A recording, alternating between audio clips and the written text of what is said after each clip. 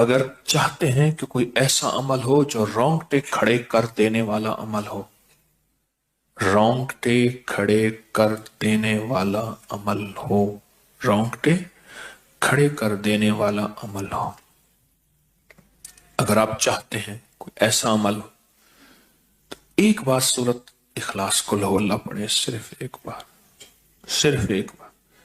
سورت اخلاص پڑھے، صرف ایک بار. اور جب پہنچے نا اللہ الصمد قل هو اللہ احد اللہ الصمد. میں یہاں بھونٹ پورا میں کچھ دن رہا اور ایک صاحب میرے پاس آئے، مجھ سے کہنے لگے کہ میرے اوپر کسی نے ایک ایسا کالا جن اور ایسا خطرناک جن مسلط کیا ہے کہ جو میں آنکھوں سے دیکھتا ہوں اور میری بیوی آنکھوں دیکھتی ہے، بچوں کو نظر نہیں آتا، کوئی گھر میں آئے اس کو نظر نہیں آتا، میں آنکھوں میں دیکھتا ہوں. کہنے لگا ایسے دیوار کے اندر چلا جاتا ہے، پھر دیوار سے باہر نکل آتا ہے، چھت کے اندر جاتا ہے اور چھت پھٹتی محسوس ہوتی ہے، ہم ڈر کے بعض اوقات ہٹ جاتے ہیں کہ چھت پھٹی ہے گر نہ جائے، پھر وہ مل جاتی ہے، پھر ایسے چلا جاتا ہے. وہ کالا جن ایسے چلا جاتا ہے، ایسے آ جاتا ہے. کہا کہ اسے کسی نے ہمارے اوپر مسلط کیا ہے. ان کے کچھ مسائل تھے، کوئی آپس میں مسلط کیے، اور کہا کہ وہ جن ایسا ہے ہمیں عبادت نہیں کرنے دیتا، تسبیح نہیں کرنے دیتا، وظیفے نہیں کرنے دیتا، اعمال نہیں کرنے دیتا، ہمارا منہ بند کرتا ہے. مجھے آج بھی اس بندے کے الفاظ یاد ہیں.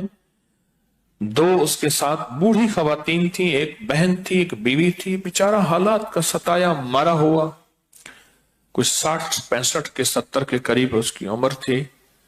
کہنے لگا کہ جب میں قل ہو اللہ پڑھتا ہوں تو اس کی گرفت ڈھیلی پڑ جاتی ہے، اور جب میں پڑھتا ہوں نا اللہ الصمد، تو کہا کہ اللہ الصمد پڑھتے ہی وہ ایک دم دور ہو جاتا ہے، ایسے جیسے کسی چیز کو کوئی دھکا دے اور وہ چیز دھکے سے ایک دم دور ہو جائے. اللہ الصمد ایک دم وہ دھکے سے ایک دم کوئی دور ہو جائے. کہا کہ ایسے ہی ہوتا ہے اللہ الصمد. اور کہا کہ بس یہی وظیفہ جو ہے، کہا کہ مجھے مفید ہوا ہے، موافق ہوا ہے یہی وظیفہ. اور کہا کہ بس اب میں صرف یہی وظیفہ پڑھتا ہوں. مجھ سے کہنے لگا آپ مجھے کوئی وظیفہ بھی دیں گے نہیں پڑھنے دیں گے، یہی اگر اجازت دے دیں. تو میں نے کہا اس سے بڑھ کے اسم اعظم کون سا ہے، اس سے بڑھ کے پرتاثیر چیز کون سی ہے؟ میں آپ کو یہی وظیفہ دے دیتا ہوں، آپ اسی وظیفے کو پڑھیں. پھر میں نے اس کو ایک ترکیب بتائی، آپ کو ہی بتاتا ہوں، شاید میں زندگی میں پہلی دفعہ بتا رہا ہوں یا پہلے بتائی ہوگی، جہاں تک میری یادداشت ہے پہلی دفعہ بتا رہا ہوں. یہ نہیں کہ چھپاتا ہوں، دعویٰ تو پھر بھی نہیں کر سکتا، بھول جاتا ہوں پھر یاد آتی ہے بازو کا. اب وہ چیز آپ کو عرض کر رہا ہوں. میں نے اسے کہا صرف ایک دفعہ سورۃ اخلاص پڑھ، اول آخر 3 دفعہ درود شریف. رونگٹے کھڑے کر دینے والا عمل، اس کا نام جو میں نے سال سے رکھا ہے رونگٹے کھڑے کر دینے والا عمل.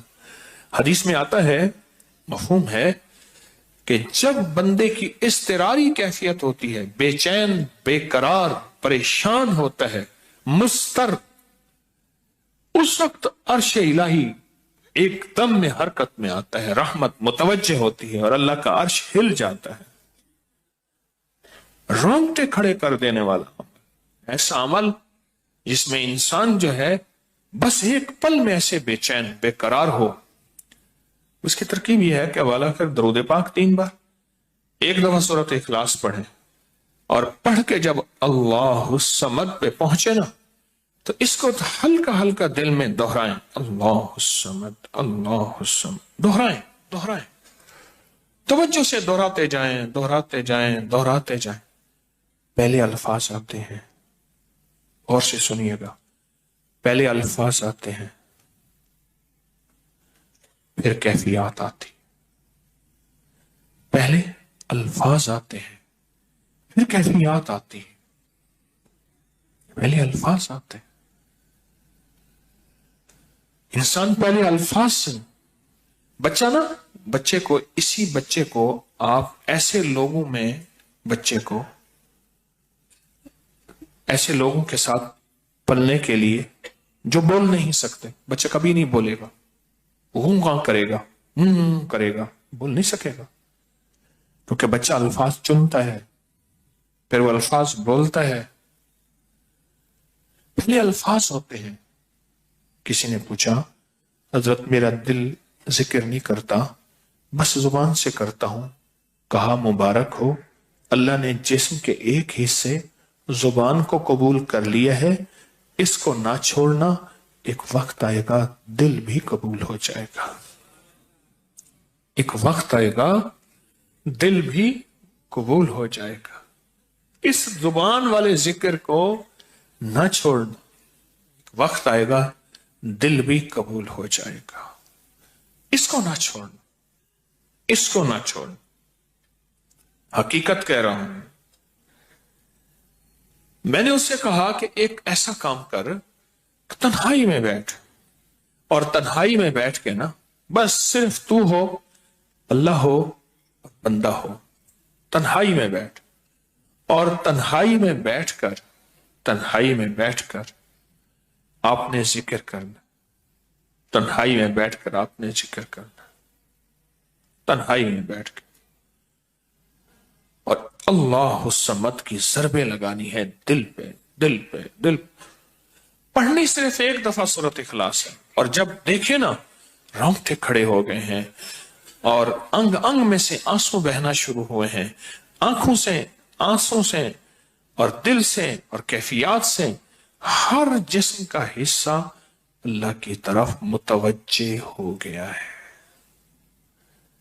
ہر دل کا حصہ، ہر جسم کا حصہ، ہر رگ رگ رگ رگ رگ رگ اللہ کی طرف متوجہ ہو گئی ہے۔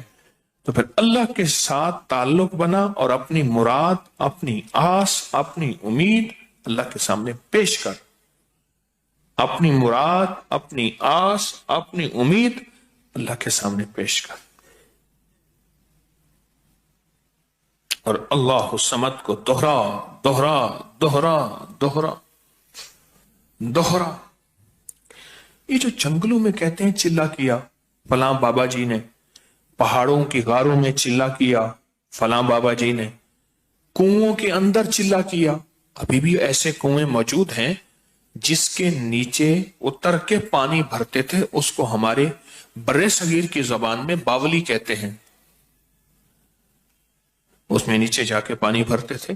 میں نے بخارا کے اندر دیکھا، اور کئی جگہ دیکھا، ٹھٹھا میں بھی ابھی وہ ہیں، ٹھٹھا میں، لیکن خشک ہو چکے ہیں، نیچے جا کے پانی بھرنا، ان کنووں کی گہرائیوں میں جا کے، تنہائیوں میں بیٹھ کے، خشک کنووں میں اللہ الصمد اور ذکر۔ اس کی وجہ اندر تنہائیوں میں، یا پھر کیا کیا، کہا کہ روئی کو تھوڑا سا گیلا کر، اور پیسی ہوئی کالی مرچیں اس میں ملا، اور کانوں میں ڈال کہ کوئی آواز کانوں تک نہ پہنچے۔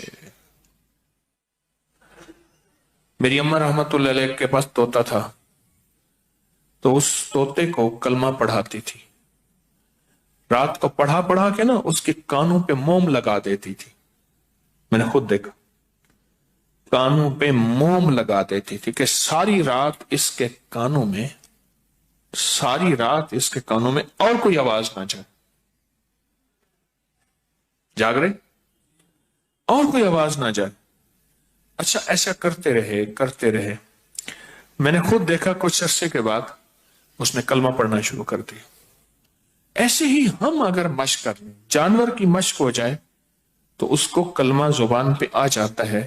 اگر ہم کبھی بھی کسی جنگل ویرانے میں، کبھی گھر کی تنہائیوں میں، کبھی کہیں بھی ایک دفعہ سورۃ قل ہو اللہ پڑھیں، اور ایک دفعہ سورۃ اخلاص پڑھیں، اور ایک دفعہ سورۃ اخلاص پڑھیں، لیکن اللہ الصمد کو بہت زیادہ دوہرائیں۔ اصل میں اللہ میں نقطہ نہیں، صمد میں نقطہ نہیں، یہ حروف صوامت ہیں، یہ بے نقطہ حروف ہیں، اور ان بے نقطہ حروف میں بہت طاقت بھی ہے، بہت تاثیر بھی ہے، بہت کمال بھی ہے۔ اللہم اغفر لی ولوالدی وللمؤمنین والمؤمنات والمسلمین والمسلمات۔ آپ اس وظیفے کو اٹھائیں، اس میں ذرا چنیں کہ بے نقطہ حروف کتنے ہیں۔ آپ کو ایک حیرت ہوگی، اور آپ کو حیرت ہوگی کہ اچھا یہ کیا ہے۔ جو طبیب کامل ہو جاتا ہے نا، یاد رکھیے گا، جو حکیم پختہ کار ہو جاتا ہے، جو ڈاکٹر پختہ ہو جاتا ہے، وہ کسی کا نسخہ دیکھتے ہی نا ایک پل میں دوائیں دیکھتا ہے اور دوائیں پڑھتا ہے، کہتے بس اس میں تھوڑی سی تبدیلی کر دیں باقی ٹھیک ہے، یا کہتے ہیں نہیں تبدیل نہ کریں یہی ٹھیک ہے۔ اسے پتہ ہے یہ اس جسم کے مطابق، اس بیماری کے مطابق یہ عین صحت ہے، عین تندرستی ہے۔ اسی طرح جو وظائف کی دنیا کا بندہ ہوتا ہے اور اس کو وظائف کی دنیا میں پختگی مل جائے تو وہ بھی ایک پل میں وظیفے کے اندر کی طاقت دیکھتا ہے کہ اس میں حروف عطشی کتنے ہیں، خاکی کتنے ہیں، آبی کتنے ہیں، بادی کتنے ہیں، صوامت کتنے ہیں، قمری کتنے ہیں، شمسی کتنے ہیں، اور اس کے اندر وہ حروف کتنے ہیں جو نوری ہیں، وہ کتنے ہیں۔ ایک پل کے اندر اسے وظیفے کی طاقت اور تاثیر، اور ایک پل کے اندر اس کے کمالات اس کے اندر کھل جاتے ہیں۔ اندیکھا جہان ہے، لاہوت ملاکوت کا جہان ہے۔ ایک صحابی حضرت معاذ بن جبل رحمت اللہ رضی اللہ تعالیٰ عنہ، وہ فرماتے ہیں کہ زندگی محدود ہے، علم لا محدود ہے۔ انہی کا فرمان، شاید انہی کا فرمان ہے کہ زندگی محدود ہے، علم لا محدود۔ تو جو علم لا محدود ہے اس کو ہم اپنی عقل سے سمجھنے کی کوشش کریں، اپنے شعور سے سمجھنے کی کوشش کریں، اپنے احساس اور ادراک سے سمجھنے کی کوشش کریں تو نہیں سمجھ سکتے۔ علم ہے ہی لا محدود، اس کی حد نہیں ہے۔ کبھی اگر آپ رونگٹے کھڑے کر دینے والے عمل کو چاہیں نا تو بیٹھ کے اس کی مشق کر لیں۔ دوسری یا تیسری مشق کے اندر آپ کو توجہات مل جائیں گی، ایک پل میں وجدان مل جائے گا، آپ حیران ہوں گے یہ کیا ہوا، اتنا جلد مجھے توجہ مل گئی، ساری عمر میں بڑی بڑی دعائیں مانگتا رہا، کبھی توجہ نہ ملی، کبھی کیا نہ ملی، توجہ نہ ملی، اور پل کے اندر اتنی مجھے توجہ مل گئی، آپ حیران ہو جائیں گے۔ اللہ الصمد، جب اس کو انسان وجدان سے اور پورے درد سے اور پورے غم سے اور پورے درد سے بندہ اس کو دہراتا ہے